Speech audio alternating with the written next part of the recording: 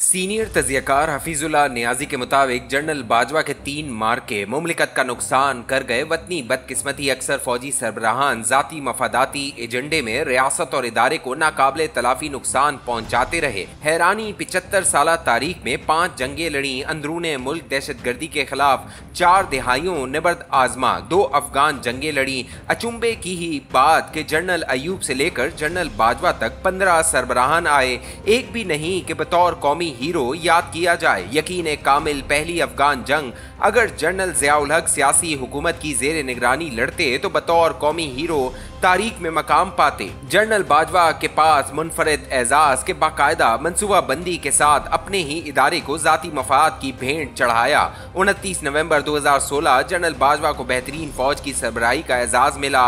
छूटते ही अपने मोहसिन नवाज शरीफ की उखाड़ पिछाड़ में जनरल राहील के एजेंडे को आगे बढ़ाने की ठान ली। चंद माह बाद ही मार्च 2017 में नवाज शरीफ को मजबूर किया कि आप वजारत उज़्मा छोड़ दें, शहबाज शरीफ या किसी मनपसंद बंदे के हक में दस्तबरदार हो जाएं, पनामा केसेस से भी गुल खिलासी हो जाएगी। 29 नवंबर 2019 की तारीख चीफ बनते ही सर पर अपनी अगली तौसी सवार, जबकि नवाज शरीफ का माजी गवाह कि किसी फौजी सरबराह को तौसी न दी। चुनाचा जनरल बाजवा ने तहिया कर लिया कि नवाज शरीफ को हटाकर दम लेना है। नवाज शरीफ के इनकार पर कठपुतली हुकूमत कायम करके 2019 में ही तौसी यकीनी बनाई। पनामा केस की वजह वजूद भी जनरल राहील की तौसी के लिए नवाज शरीफ पर दबाव बढ़ाना था। जब केस शुरू हुआ तो जस्टिस ब्लैक लॉ डिक्शनरी ने पकोड़े तलने वाली रद्दी कहा। जनरल बाजवा ने इसी रद्दी से एक JIT बनाई। सुप्रीम कोर्ट जेरे इस्तेमाल। नवाज शरीफ नाअहल करार ना आया कि सियासत से बाहर रखने के लिए अभी बहुत कुछ करना था। पहले पार्टी सदारत से हटाया। बिलाखिर 6 जुलाई 2018 को नवाज शरीफ को माह बेटी 10 साल सजा मिली। दोस्त दानली से इमरान खान को इख्तिदार दिलाया। सब पहले मौके का हिस्सा था। इस तरह इख्तियारात अमलन जनरल बाजवा के पास, जबकि वजीर आजम इमरान खान का इख्तिदार में अमल दखल हिमाकतों तक महदूद रहना था। वतनी निजाम में एक सूरत खराबी की 7 जनवरी 1951 से जब भी कोई सिपह सालार रहा, इसी लम्हे ताहयात सरबराह रहने का अज़म साथ लफ रहा। जनरल बाजवा का एजेंडा भी मुख्तलिफ न था। चीफ बनते ही ताहयात सरबराह रहने की ख्वाहिश बदरजे उतम मौजूद थी। सियासतदान नवाज शरीफ का जुर्म तौसी न देने की आदत ही तो है। पिछली एक दिहाई से कौमी सियासत का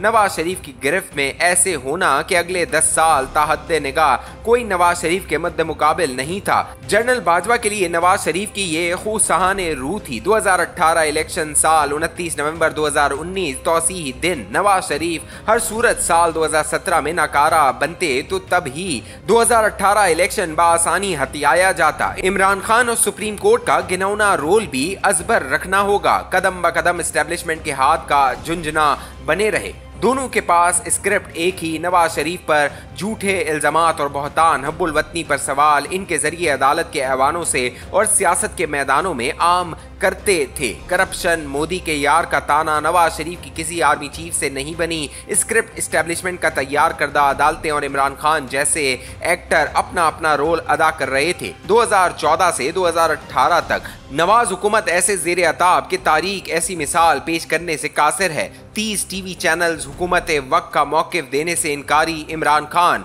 फर्स्ट कज़न ताहिरुल कादरी, शाना बशाना हर सू लाइव मौजूद थे। जियो टीवी को ऑफ एयर रखने का हर हथकंडा जेर इस्तेमाल के हुकूमत का मौक़िफ़ भी जगह पाता था। छावनियाँ, आज़ाद कश्मीर, गिलगित बल्तिस्तान, माह मुल्की तूल व अर्ज में बड़े बड़े केबल ऑपरेटर जियो टीवी को दिखाने से बाज थे। 2020 में मीर शकील रहमान को बगैर किसी वजह 7 माह जेल में रखा गया। जियो जंग को सबक सिखाना था। जनरल बाजवा का बयान के कंटोनमेंट में किस टीवी चैनल को चलाना है ये मेरा इख्तियार है, इंतहाई खतरनाक बयान। जैसे कंटोनमेंट रियासत के आईनी कानूनी निज़ाम से मावरा है। कानून कुदरत। जनरल बाजवा पहली दफा आर्मी चीफ बने तो मजमूम एजेंडे को बढ़ाने के लिए कुदरत ने वसाइल हाजिर रखे। 1 माह अंदर चीफ जस्टिस साकिब निसार की सूरत में शरीक जुर्म मिल गया, जबकि इमरान खान जैसा दुर्शवार पहले से मौजूद था। 2017 और 2019 में वजीर आजम नवाज शरीफ को तय करने, इलेक्शन 2018 का इनकाद और मनपसंद हुकूमत का कयाम, मुमकिन वारदातों के लिए कुदरत ने रस्सी दराज रखने की ठान ली थी।